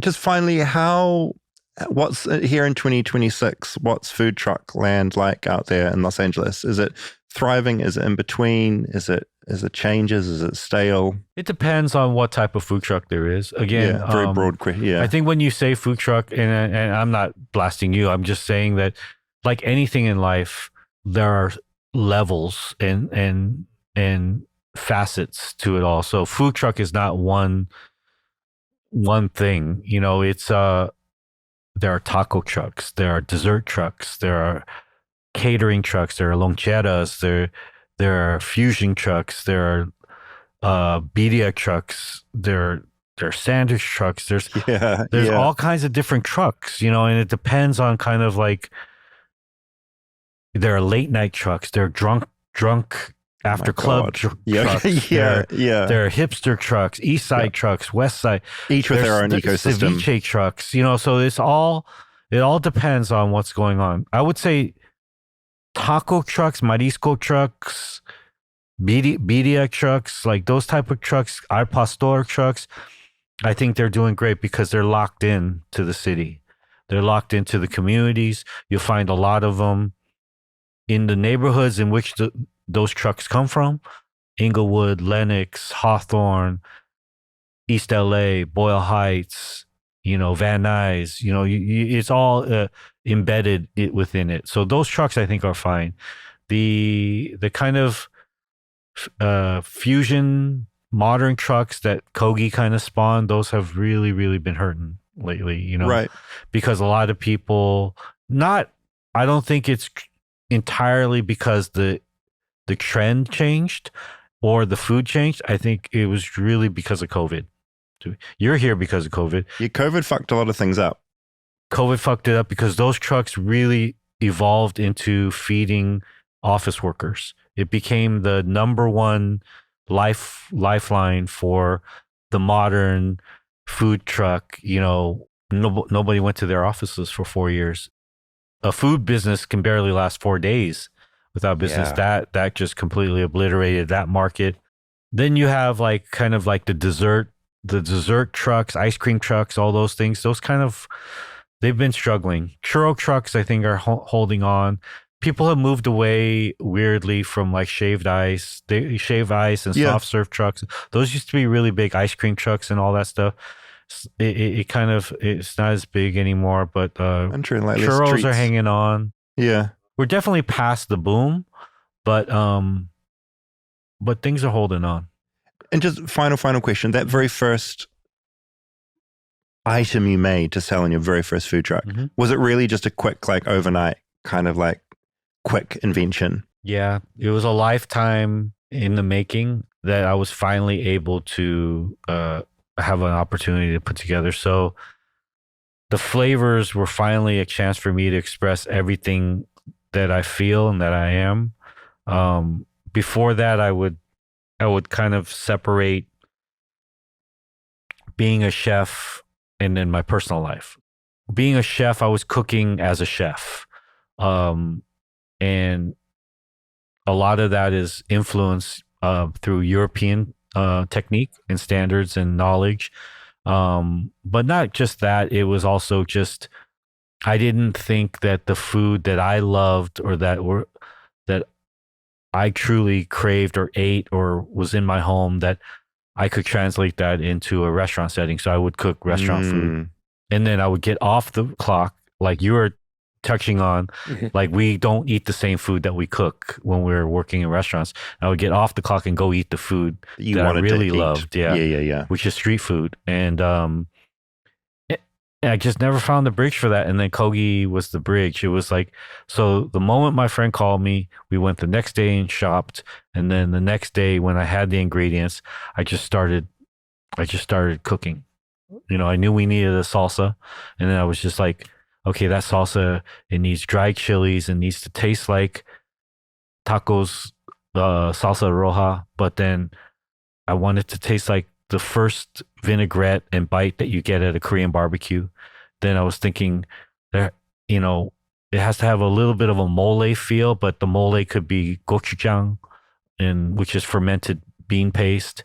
And then these could all come together. There's an acidity, but the acidity is not just lime. It can be rice vinegar.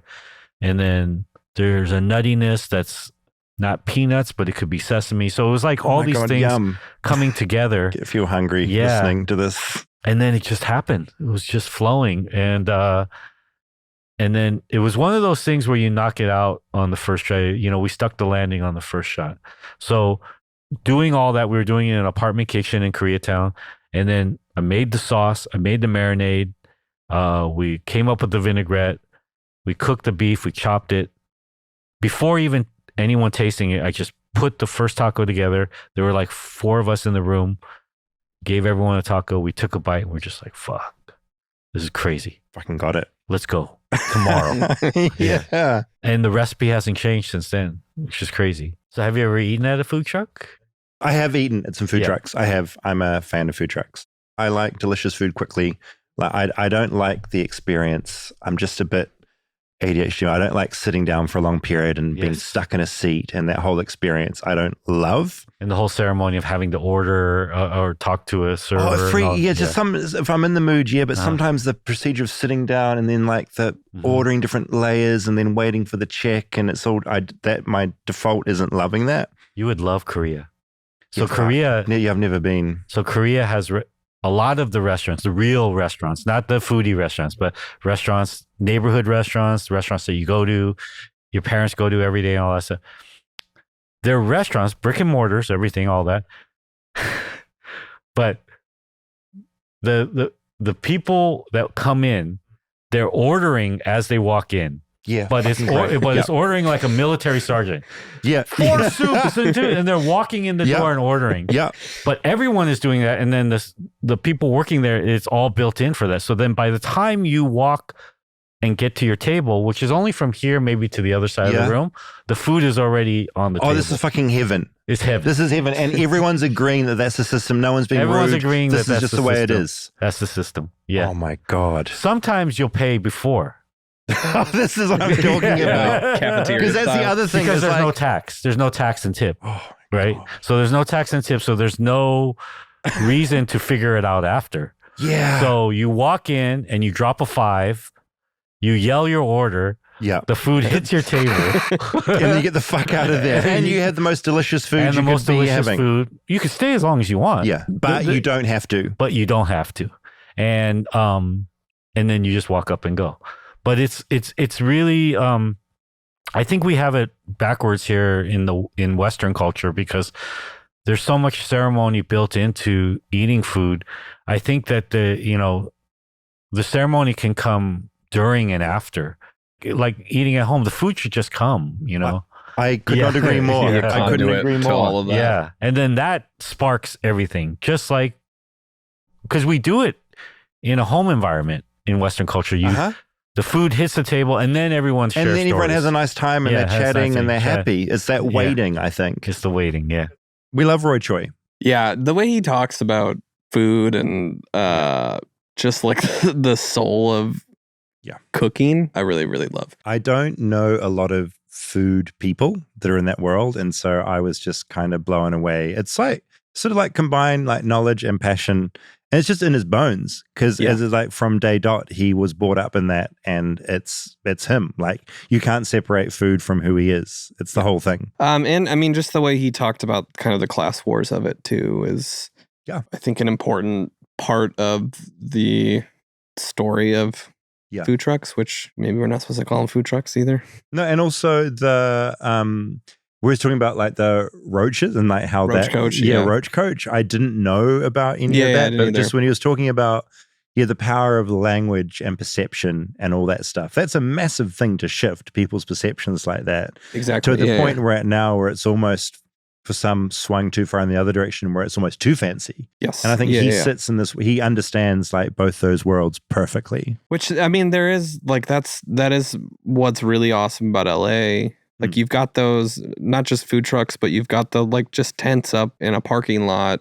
Yeah. In people cooking food. Like that's some of the best food you can get in LA. And you like it hits you when you drive by, you can smell it. Yeah. It's the smell is. That and when you like walk out of a concert and they've got the hot dogs wrapped in bacon. Oh my God. And the onion, like that smell every time.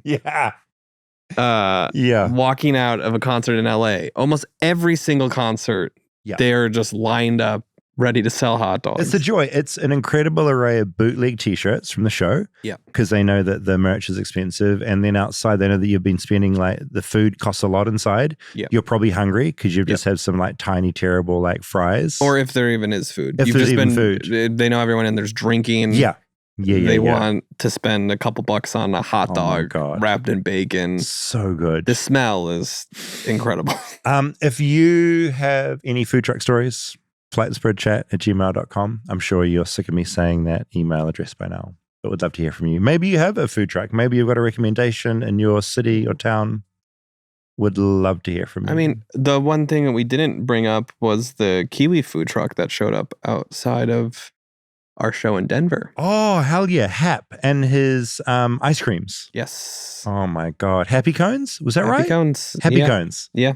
Yeah, of course, there's food trucks that are desserts and ice cream and sweet things, which I love. Yeah, and like Roy said, there's a million, like food truck is almost too general because there are so many different kinds and versions and different street food. Also really liked how he talked about it being good that there are limitations in what you can do in there. Something about having limited like room to cook and to make food and to store everything.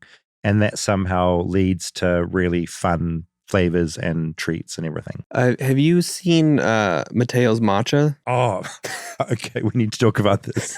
Sorry. So I know you love matcha. Since I met you, I am also partaking in a lot of matcha. Yeah, have you gone to Mateo's? So on the way to your house or on the way to our studio here, drive past it every time. I haven't been. I have not been either. What it is it's a man with who the I assume is poster Mateo. board. He's got a little table. He's often sitting out in incredibly hot temperatures. Yeah, I feel he's got an umbrella, but I also don't know how he's doing it. Corner of an intersection. Yep. A stop sign, not an intersection. Sign? A stop sign. Like Stop sign. neighborhood stop sign. And yeah, he's selling matcha. It's only matcha. Yeah. I think it's iced, or is it I hope it's hot? iced. I mean, yeah. He's got a cooler, I would imagine. There are a lot of, I've seen people buying it. Yeah, I have It's too. not like a failed venture. I'm super curious whether he's kind of doing it guerrilla style. Like, I don't know if you you're wonder selling if he's drinks, if you need to have. If he's got his food license, is what you're that kind of thing. But look, good on you. We're not out to shut down Mateo's matcha. Like, good on you. Yeah. But I'm fascinated by him because the only other, like, what I liken it to is when you get a kid like with a lemonade stand. Yes, it's very. I mean, we It's get those in the lemonade neighborhood stand. too. It's an adult lemonade stand, but with matcha. But it's the same energy. The poster's written almost like a lemonade stand. I feel like what we need to do is for Patreon, you need to go do a little mini interview with Mateo. I think and we can post that want to there. talk to Mateo and I want to try the matcha. Yeah. I'll try the matcha. I think He's we a should nice do looking that. guy. He looks Yeah. I'm not like, who's the fuck's this Mateo guy sitting on the street corner? You're calling the cops. Yeah. Who is this from guy? behind the bushes, like Tangential, and I may have spoken about this before, but just talking about, because Mateo's kind of, I think he's like he's an attractive man. There is and I'm going to stumble into probably insults and stereotypes and everything here, but there is an incredibly fucking hot rubbish truck driver. I have heard about this. At the coffee shop, they love to watch. Yeah, he's like, so I mean, I don't know. The hot garbage man, they call him. Yeah, he's just, it's like a Levi's commercial or something. Yeah, he's like, it's that kind of a guy. He's always wearing like very tight shorts. Very tight. They're sort of low, so you see that the muscles of like, I don't know what that bit is, but it's not abs, but it's the bits between the abs and the legs. It's like a little, it's a little triangle. Anyway, just blows my mind, this guy. I'm bringing it up because I think he could be an episode, because I think he could be an eye into the world of an incredibly legitimate thing that we need in the city, which is the rubbish truck driver, who we don't think about because they're just doing all this important work in the background. So I think your goal is you got to hang out by the garbage cans on garbage day. Yeah. Catch him, ask if you can go for a ride with him. Can I go for a ride with you? And then that's my words. Yeah. I think normally garbage truck drivers are in pairs though, right? I think they're in pairs. So I don't you know. kind of hang off the back, right? Yeah, someone hang. Could I hang off the back with them? But I've also seen the garbage man on our street, like only one guy in the car, I think, in the truck. Maybe. I think we need all these answers. Okay, Mateo, the matcha guy. That seems like a Patreon bonus. Okay, so you're putting him in Patreon territory. You're putting hot rubbish truck guy as a full epi somewhere. I think that could be a fun full episode. He's like a Calvin Klein model. Yeah, and it's just as an amazing, and again, not stereotyping here, but it's just an amazing juxtaposition to have him hanging off the back of a rubbish truck when in our culture we're used to seeing them like on a billboard or at the Oscars or something. You know, it's just okay. I'll pursue it. Roy Choi, again, thank you. Wonderful human. Big fan. Thank you, Rob, for exploiting your friendship to get us a really good guest. Anytime. On the show.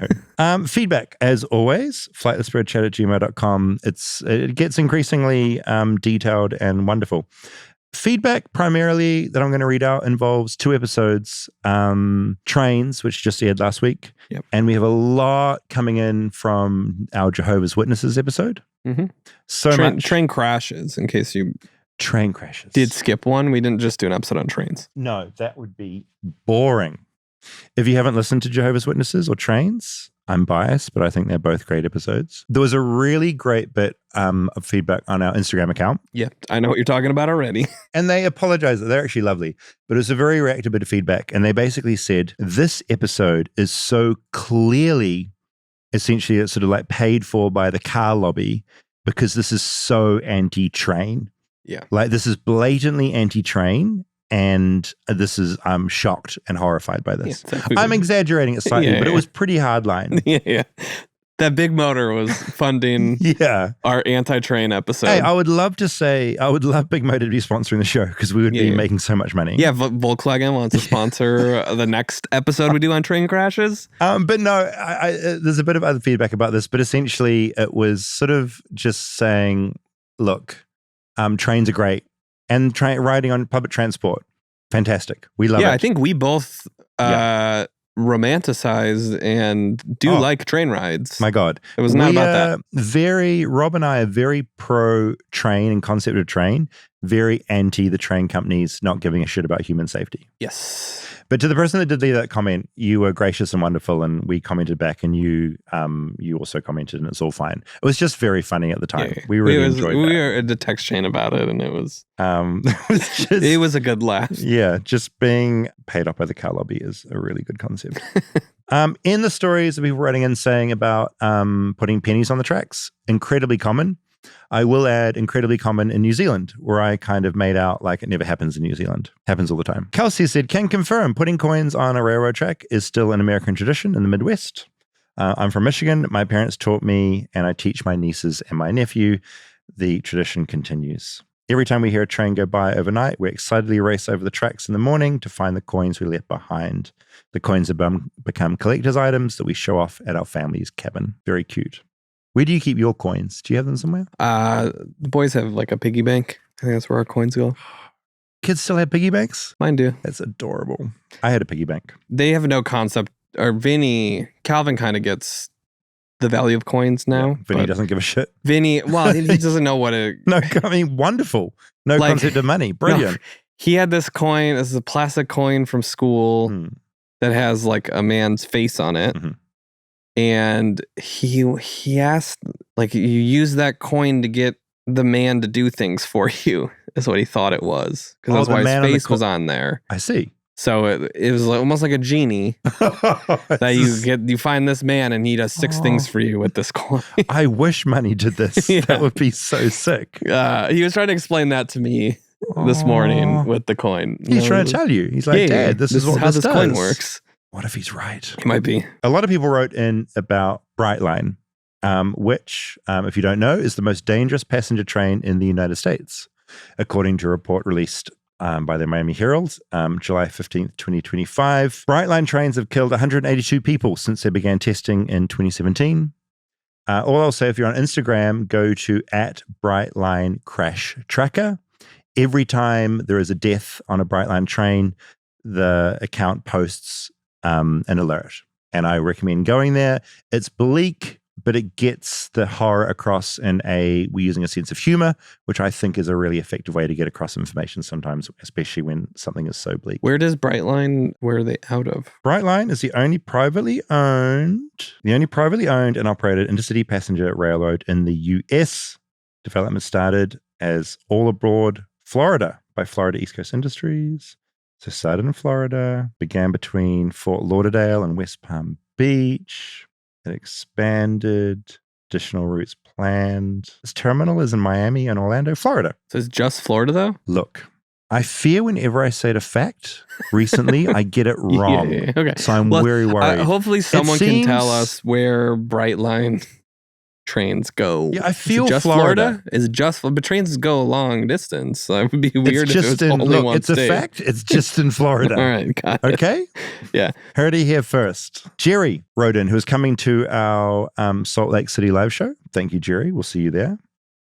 Jerry says, I'm listening to the train crash episode. Rob said that in Chicago, the school buses are required to stop at railroad crossings and open the window. He mentioned the 95 Fox River Grove, Illinois bus train collision, which killed 7 students as a possible reason for the policy. Jerry says, I live in a suburb of Salt Lake City, and the history of that policy possibly has its roots in this area. In 1938, a school bus full of high school children was crossing over train tracks in heavy fog. 1938, the bus was struck by a freight train. The driver and 23 students were all killed. The accident resulted in regulatory changes, including the requirements that bus drivers stop at all railroad tracks, open the door, look both ways, and listen for trains. For the worst thing you can imagine happening to like a bus full of kids, train. Horrible. Jerry, thank you for that morbid bit of history. Sarah wrote in, to be honest, I haven't finished listening to this episode yet. Always a danger sign when you give feedback before you finish listening, but in this case, I respect it. I wanted to tell you that my aunt was actually run over by a train driver while in her car. My uncle, in brackets, not a good dude, was drunk, parked on the tracks when a car was coming and tried to kill my aunt by leaving the car there with her inside. She survived. Lots of surgeries and complications, but she was a true badass who fought a train and won. Her story deserves to be remembered. I agree. She sounds fucking amazing, Sarah. Respect to her. If you can get hit by a train while you're in a car and survive, holy shit. Garrett says, possibly Jarrett, but I think it's Garrett. In light of the recent episode and the request for train-related stories, I thought I'd share the time my dad was hit by a train, or more accurately, the time he hit a train. Great opening line. I'm instantly intrigued. We got a lot of stories about people everyone had either knew someone or had someone in their family sometimes that was hit by a train. When I do these episodes, I think, have I just gone down a rabbit hole without enough context about the greater picture? And I do this often. Yeah. In the case of train crashes, no, I feel like every one of our listeners has had a train story, which is blowing our minds. My dad was hit by a train, and more accurately, the time he hit a train. He somehow didn't see a moving train on the tracks and drove directly into its side, ripping off his truck's front end. My dad says he was looking at the log truck parked near the tracks, and despite the truck driver's frantic arm waving, my dad responded with a wave of his own and then drove into the train. The best part was he then featured on the local news as there was a prison break in his rural area and all news stations were up from the city covering that. The lead of the story was train. What train? Love the podcast. Keep doing all the work. Really loved that his dad was just focused on a truck who was waving at him. He was just like, hey, hi. Which, to be fair, is what I would do. Yeah, that seems like a David story. Pamela. My mother's name. Yeah, I know. This is not. Don't you talk about my mom. Pamela says, in the early 80s, I lived near a town in upstate New York that freight trains drove through but didn't stop at. One hot summer afternoon, a small group of young teen boys, my classmates, were walking on the 1-lane wide train bridge when a train came into view. Oof. Although the same age, one was much shorter and soon fell behind as they tried to outrun the train. What an image. Little short guy left behind. Awful. Got left behind as they tried to outrun the train to get to the end of the bridge and get off the tracks. The shorter boy didn't think he'd make it and instead lay as flat as he could on his back between the rails. Whoa. Which kind of respect him. That is a bold... Yeah. When you're running away from something, to like stop and think, can I do something else? Yeah. My God. The other boys made it off the train bridge. The train stopped with a freight train wagon directly over the short kid, and he had the barest of scrapes. So it stopped, but it did pass over the top of him. And he survived. He survived. No doubt the boys were all grounded, but the luckiest got his photo taken for the county newspaper. I like that in this time in America, all these interactions ended up in the paper. the news and the paper. I drove into a train. It's like, yeah, I lay under a train. Just extraordinary. Yeah, that is. I love the Alien films, and there's one of the Alien films is Prometheus, and there's an iconic scene in it where a woman is running away as a giant skyscraper high spaceship crashes towards her, and she just runs in a straight line. and narrowly misses it. And everyone watching it's like, run off to the side. Yeah. Run off to the side. But when you're running, you're so scared. You would just run in a straight line. This kid was like, no, this train's here. I'm not going to outrun it. I'm going to lie down. I mean, that's some quick thinking. It's extraordinary. I wouldn't. I'd get hit by the train in the back as I'm running. Yeah. Kate said, I grew up in a suburb 30 minutes north of Boston, and people getting hit by trains was just a normal occurrence for us. A boy a few years older than me was hit by a train while walking with his headphones on. I never knew this wasn't a normal occurrence outside the US, and now I'm horrified. And Kate just reminded me, in New Zealand, people do get hit by trains. It happens everywhere. You guys have trains in New Zealand? We just got them. Last year. No, we... that boat took a long time to get to New Zealand. Yeah. We've got all sorts of things recently. Since you left. So before you left, you didn't know about them. Now that's all new to me. So yeah, people do get hit by trains in New Zealand, but America definitely cares a lot less about it. Spencer said, I really enjoyed the train crash episode. glad, Spencer. It reminded me that some people, like my dumbass sister in brackets, but mean, actually believe in a conspiracy theory that we did not build the railroads, but rather we discovered them from a previous civilization called the Targaria. Ooh. I'm intrigued by this. I like this, yeah. So I'm going to make a mental note of this. We'll come back to this. It goes something along the lines of there was a giant mud flood that buried everything before it, and train tracks were left over from that. I suppose it's quite problematic in the sense that it denies slave labor involved in how they were actually built. Might be up your alley to do an episode on that. Yeah. I mean, and Targaria just makes Train Dreams movie not factually accurate. Not factually accurate. I mean, we call were a lot of people liars. In that. Yeah. Nominated for an Oscar, wasn't it? Jenny. I worked for a rail car manufacturer for 5 years, and let me tell you, that was a very quick way to learn just how dangerous rail cars are. There are a ton of gruesome accidents involved with the manufacturing and repair of rail cars. These are super heavy cars on top of razor-sharp wheels, and all it takes is a little jolt forwards or backwards for a human hand to get horrifically injured. So I just like Jenny pointing out, like, just trains are trains on tracks at any pace. Well, any like industrial machinery like that is also very unforgiving. I had an uncle that worked in like a factory like that, and his wedding ring got caught in a machine and just ripped his finger off. Oh, horrific. Yeah, when you have this big metal machinery, like human bones are not going to stop that. It reminds me of my dad. I'm sure my dad might be telling this. He's fine. He's lived a full life. He doesn't listen, so he don't. He also doesn't listen to this. I've tried to get him to listen. I've set it up on his on the iPad. What can we, before you tell this story, are there like topics that we could cater to him to like kind of trap him into finally listening? My dad? Yeah. He would like stories about, if we do an episode about Bob Dylan, okay, he'll listen to that. Okay. If we do a story about dairy farming or like cows, he'd probably listen to that. We can do that. Great American topic. Dylan and cows. Dylan and cows, okay. Now, what's this whole story about your dad? He is a real handyman. So he does everything. Like, he builds things. He's good with cars, good with plumbing, good with, like, he builds things. Yeah. But I remember he had a power saw, and it's that big, like, spinning disc, that you, like, pull along, and it will chop big bits of wood. Yeah. And I can't remember exactly how it happened, but so many questions, because I was like, was he naked? I don't know.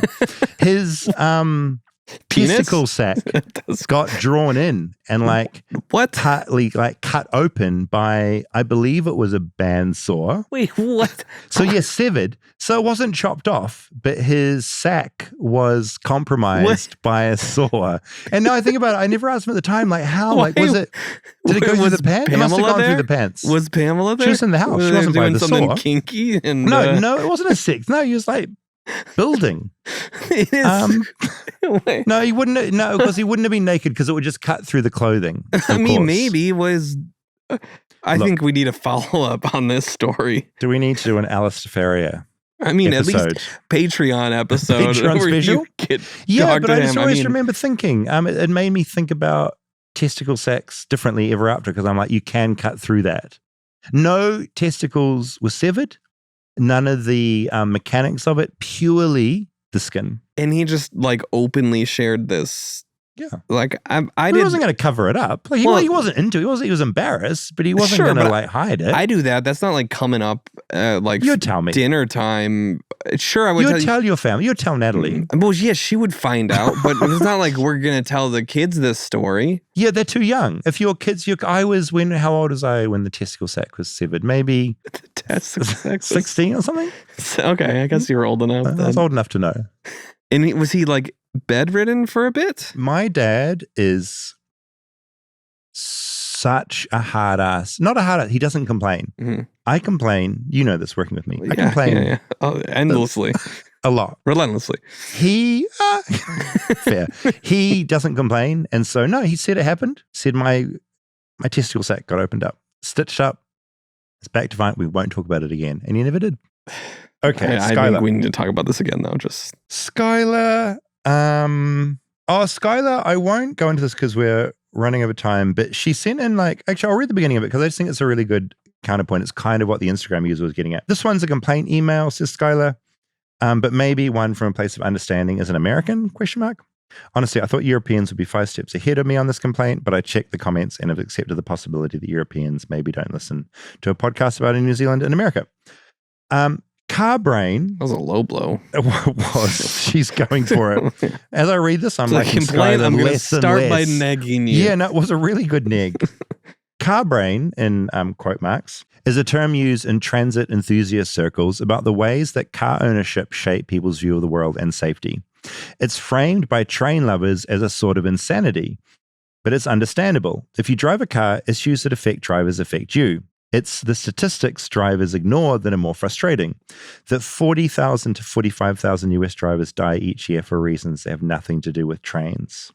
That 77% of drivers have been in at least one accident. That every car in the US has 5 times its space taken up in parking huge desolate swaths of land. She goes on for a long time, but I think it is a really good point. Yeah. And it's kind of what that original commenter was getting to. 2 thoughts on that. I think that, of course, cars are horrifically dangerous. People get scared about flying. It's like, if you're going to die, you're probably going to die in a car. Of course, more likely in a car than getting hit by a train. I agree completely. People should take public transport. Trains, carpools, boats. All of that.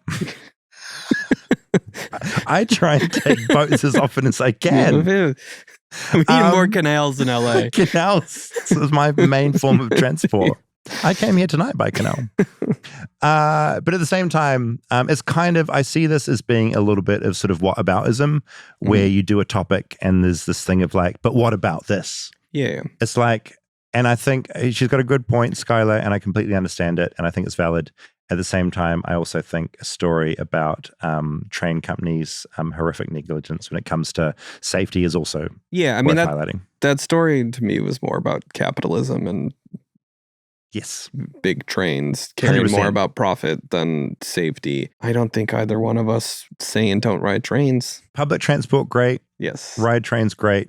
Just be careful when you encounter a train crossing. I mean, also, mostly walk places though, too. Walk places. Yeah. Don't drive cars. I completely agree.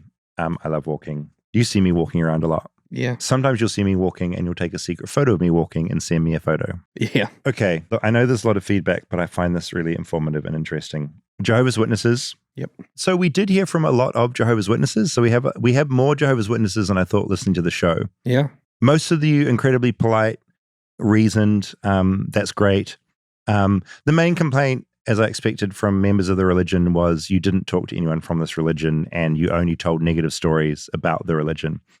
To that, I'd just say, in general, I think with 9 million adherents, I think Jehovah's Witnesses are going just fine. Mm-hmm. And I kind of see our role in a way is, I think, to take a critical eye is a valuable thing. The religion's doing just fine without us. Like, there's a lot of people talking good things about it. I think being critical is not the end of the world for if you're a Jehovah's Witness. And if anything, if someone is talking shit about it, maybe get in there and make your organization better to others. That's my hot take. With that in mind, Jessica said, I'm very disappointed that this issue has no one that is currently a witness. Really? Of course, former witnesses always have bad or flat out wrong things to say. It's a very one-sided story. So disappointing. Nailene, I'm an avid listener and really enjoy your shows, but I'm very disappointed in this episode because it is so one-sided and only negative. As a journalist, you should be doing your due diligence when reporting on issues and real topics affecting real people. To what I would say, Flightless Bird isn't really journalism. It's more a fun, mostly entertainment show with a bit of journalism thrown in. And I'm not really... It's not a religion podcast. It's not a religion podcast. And I'm not into both sidesing things as well. I think if you say one thing, you don't have to have the other side talking back to it. It's like when we do an episode on climate change, I'm not going to give equal time to a climate change denier. Yeah. I feel a little bit like that with this. Yeah. Kristen said, I've been a long-time listener and was so excited for you to peek into the world of JWs. I was born and raised as a JW, baptized at the age of 13 and escaped around 18. I'm 43 now, which is my age, Kristen. I have many stories and experiences that are wild to recall, but one thing I feel is extremely important to mention that wasn't spoken about in this episode was their shunning practices, i.e., disfellowshipping. Disfellowshipping is a public act of shunning from family, the congregation, and anyone in affiliation with the organization. It's caused many to lose all they've ever known and even cost some their lives after not being able to cope, all over things such as smoking or premarital sex. There's also one other disturbing policy called the two-witness rule. Have you heard about this, Rob? From comments.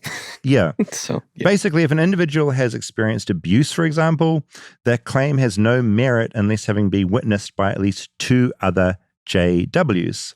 This organization is also geared towards keeping the woman subservient, one example being that none are allowed to stand at the podium to give a talk or to lead a prayer unless with a head covering. So yeah, I think the two-witness thing, there's a lot of news articles about this in regards to child sexual abuse being covered up. If there's not this two people witnessing it, the whole thing is just ignored.